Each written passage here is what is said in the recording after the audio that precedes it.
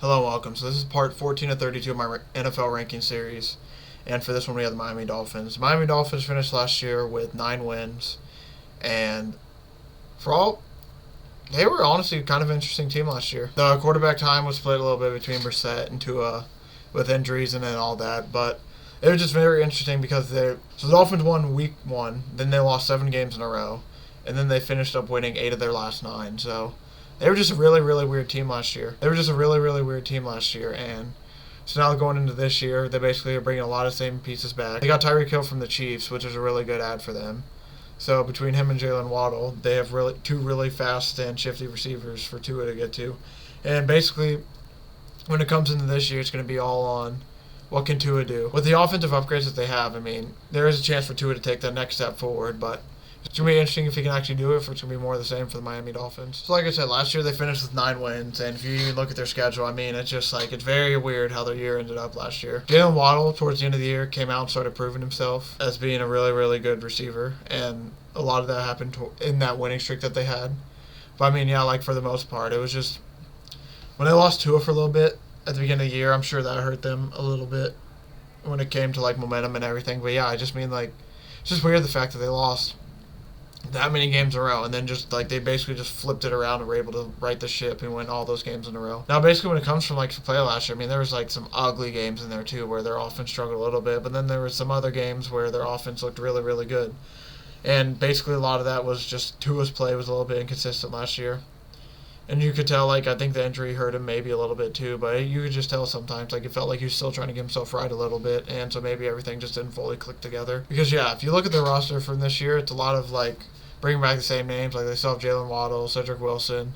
Like I said, they did just get Tyreek Hill. They still have Mike Gesicki. They got Chase Edmonds, Raheem Mostert at running back, which is going to be really interesting. Yeah, basically, like, looking at their defense, too, they still got Emmanuel Ogbah, Andrew Van Ginkel, and Xavier Howard, Byron Jones. I mean, when you look at their team, their team is starting to look a lot better than it has in the years past with the Ryan Tannehill teams and everything. This team is finally starting to get somewhere and starting to take its foot in the right direction. And it's just, when I looked at this roster, I think like this year is basically like a year where they're just going to get, it's almost like a feel-it-out year where they're going to get used to each other and everything. I think next year is where they can do some real damage. I mean, if you look at the roster, it's basically going to come down. They have Teddy Bridgewater at backup, which might be a good veteran for Tua, but it's basically going to come down to Tua staying healthy and what can he do to take this team forward, because basically this is starting to become his team now. And Tyreek Hill has put all his faith into him with everything he said offline and everything he said like on Twitter and everything and throughout his podcast and other stuff. But for the most part, it is going to, no matter what he says, it's going to come down to can Tua actually do it and prove himself, because their team is with everything around them now. The rumor is Chase Edmonds probably going to be the starter week 1. And I mean, if that's the case, then basically Tyreek Hill, Cedric Wilson, Jalen Waddle, Mike Gesicki, and Chase Edmonds. I mean, they have enough players where this team could be really, really good. I mean, if you look at their defense, they have a really, really good defense. Well, they also signed Melvin Ingram. I forgot about that. So, I mean, this team is looking to take that next step forward for sure. It's just going to be about them actually doing it. Their offense needs to play way more consistent this year. But yeah, going into next year, like I said, it's going to be like I've seen this as like about an 8-9 win team. I think they're basically going to take maybe a little step back from last year with like in the win column with maybe one less win. But I think for the most part that this upcoming year can be very promising for the Dolphins. I mean, if you look at their schedule, they have a tough first 4 weeks, but then it gets a little bit lighter against New York, Minnesota, Pittsburgh, and Detroit, Chicago. And then they play Cleveland bye week, and then Houston, San Francisco, those are a little bit lighter. Los Angeles, Buffalo, Green Bay, New England will be hard again, and then they end the year with New York. So, I mean, there could be a chance where we see this team getting stretches again, where they win a few games here, lose a few in a row, win a game here, lose a few in a row. But basically, like, if this team's going to be really good going into the next year, they're going to have to find a way to for sure beat all the bad teams that they have on their schedule, and then they got to find a way to win at least, I would say, like 2 or 3 games against those good teams. Because, for example, if they can find a way to split against Buffalo, maybe beat Baltimore, and then maybe even beat Cincinnati or beat the Chargers, and that's enough wins right there to where they'll be a playoff team and actually look dangerous going into next season.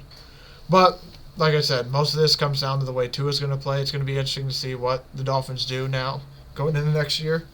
Because, I mean, they did show interest in putting money into the free agency with getting Tyreek Hill and getting Melvin Ingram as well. And I mean, they're showing that they want to take that next step forward. They're tired of being that bad team. They're showing signs that they want to take that next step forward and quit being that team that's just towards the bottom of their division every year. But it's all basically going to come down to what can Tua do to take the step up this year, and then we'll see what they can do. So like I said, coming into this year, I mean, the Dolphins have a really, really good chance of being one of the wild card playoff teams this year. I mean, with their roster, they have a really, really good roster, and they are looking to take another step forward based off what they did last year.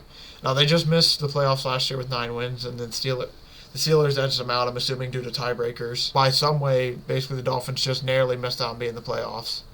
So, I mean, coming into this year, due to getting the upgrades they did, they're going to look forward to hopefully making the playoffs this year and doing some damage in it. Now, I think personally, I think this is what so far out of all the teams I said, this is one of the few teams I could see actually like making the playoffs so far with the roster that they have. I just think personally that they're a year away from being completely good. I think they're going to be really good this year, but I think they have a chance if they were able to keep this core this year, show something promising this year, and then take a next step forward next year by maybe signing 1 or 2 more big names, and I think they could be almost a Super Bowl winning team. This roster has enough on the ground to make a really good structure, and they could be really, really good. They're just basically like either that 1 or 2 pieces away, or if Tua can find a way to become really, really good this year, and Tua takes that next step forward that he really needs to take, then this team could have a chance to be a really dangerous team, and they could come in and surprise a lot of people coming in the next year.